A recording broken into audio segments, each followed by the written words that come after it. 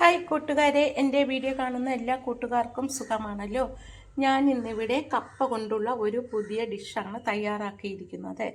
ഇത് കഴിക്കാൻ നല്ല ടേസ്റ്റാണ്. വളരെ എളുപ്പത്തിൽ നമുക്ക് ഇങ്ങനെ തയ്യാറാക്കി കഴിക്കാൻ പറ്റും. കപ്പ കൊണ്ടുള്ള ഡിഷ് തയ്യാറാക്കാനായിട്ട് ഒരു വലിയ കപ്പയാണ് ഞാനിവിടെ എടുത്തിരിക്കുന്നത്. ഇത് നമുക്ക് തൊലിയെല്ലാം കളഞ്ഞ് കട്ട് ചെയ്തെടുക്കാം. കപ്പ ചെറിയ കഷ്ണങ്ങളായിട്ട് അരിഞ്ഞെടുത്തു. അത് നമുക്കൊരു കുക്കറിലേക്ക് ഇട്ട് കൊടുക്കാം. ഇനി നമുക്ക് അതിലേക്ക് ആവശ്യത്തിന് വേവാനുള്ള വെള്ളം ഒഴിച്ചു കൊടുക്കാം. 1/2 സ്പൂൺ മഞ്ഞൾപ്പൊടി ഇട്ട് കൊടുക്കാം. ഉപ്പുപൊടി 1 സ്പൂൺ ഇട്ട് കൊടുക്കാം. ഇത് ഇനി നന്നായിട്ടൊന്ന് മിക്സ് ചെയ്തിട്ട് 2 വിസിൽ കേൾക്കുന്നത് വരെ വേവിച്ചെടുക്കാം. ഇനി ഒരു പാത്രം ചൂടാകുമ്പോൾ അതിലേക്ക് നമുക്ക് 2 സ്പൂൺ വെളിച്ചെണ്ണ ഒഴിച്ചു കൊടുക്കാം. വെളിച്ചെണ്ണ ചൂടാകുമ്പോൾ അതിലേക്ക് നമുക്ക് 1 സ്പൂൺ കടുക് ഇട്ട് കൊടുക്കാം. അതിലേക്ക് 2 വറ്റൽ മുളക് ഇട്ട് കൊടുക്കാം. ചെറുതായിട്ട് പിച്ചി ഇട്ട് കൊടുത്താൽ മതിയാകും. അതിലേക്ക് 1 സ്പൂൺ ഇഞ്ചിയും വെളുത്തുള്ളിയും ചതച്ചത് ചേർത്ത് കൊടുക്കാം. ഇനി ഇതൊന്ന് ഇളക്കി കൊടുക്കാം.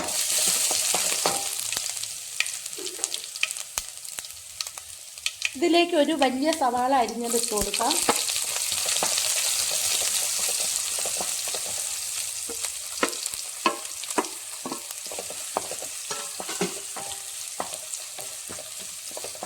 ഇട്ടൊന്ന് വഴറ്റി കൊടുക്കാം. 4 പച്ചമുളക് ചെറുതായിട്ട് അരിഞ്ഞത് ഇട്ട് കൊടുക്കാം.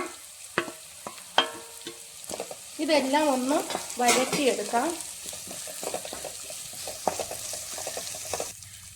ഇതിലേക്ക് 1/4 സ്പൂൺ ഉപ്പുപൊടി ഇട്ട് കൊടുക്കാം. കപ്പയിൽ ആദ്യമേ ഉപ്പുപൊടി ഇട്ടതുകൊണ്ട് 1/4 സ്പൂൺ ഉപ്പുപൊടി ഇട്ടാൽ മതിയാകും. 1/4 സ്പൂൺ മഞ്ഞൾപ്പൊടി ഇടാം.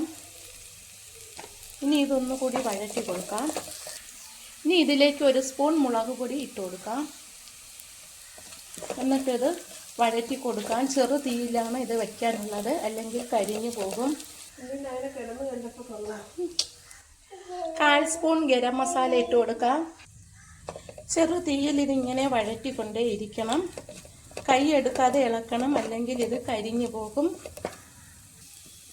ഇത് ഇങ്ങനെ ഒന്ന് മാറ്റി വെച്ചിട്ട് നമുക്ക് ഇതിലേക്ക് 2 മുട്ട പൊട്ടിച്ച് ഒഴിച്ചു കൊടുക്കാം.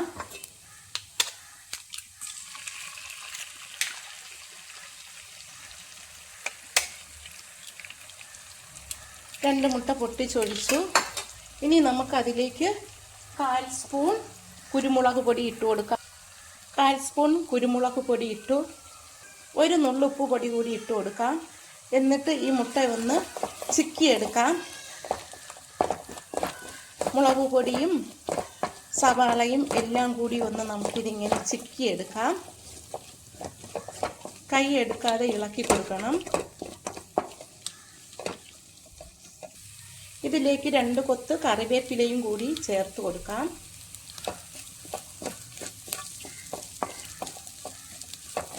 ഇത് നന്നായിട്ട് ചിക്കിയെടുക്കാം. ഇനി നമുക്കിതിലേക്ക് കുറച്ച് തേങ്ങയും കൂടി ചേർത്ത് കൊടുത്താൽ കഴിക്കാൻ നല്ല ടേസ്റ്റ് ആയിരിക്കും കുറച്ചുകൂടി. അതുകൊണ്ട് ഞാൻ കുറച്ച് തേങ്ങയും കൂടി ഇതിലേക്ക് ചേർത്ത് കൊടുത്തു. ഇനി എല്ലാം കൂടി ഒന്നുകൂടി ഒന്ന് ചിക്കിയെടുക്കാം. തേങ്ങയും മുട്ടയും സവാളയും എല്ലാം കൂടി നല്ല മണം വരുന്നുണ്ട്. കഴിക്കാനും ഇത് നല്ല ടേസ്റ്റാണ്. ഇതിപ്പോൾ നന്നായിട്ട് ചിക്കിയെടുത്തു. നമുക്കിനി ഇതിലേക്ക് ഊറ്റി വച്ചിരിക്കുന്ന കപ്പ വേവിച്ചത്, മഞ്ഞളും ഉപ്പും ഇട്ട് വേവിച്ചതാണ്, ഇത് നമുക്ക് അതിലേക്ക് ചേർത്ത് കൊടുക്കാം. എന്നിട്ട് ഇതെല്ലാം കൂടി നന്നായിട്ടൊന്ന് യോജിപ്പിച്ച് കൊടുക്കാം.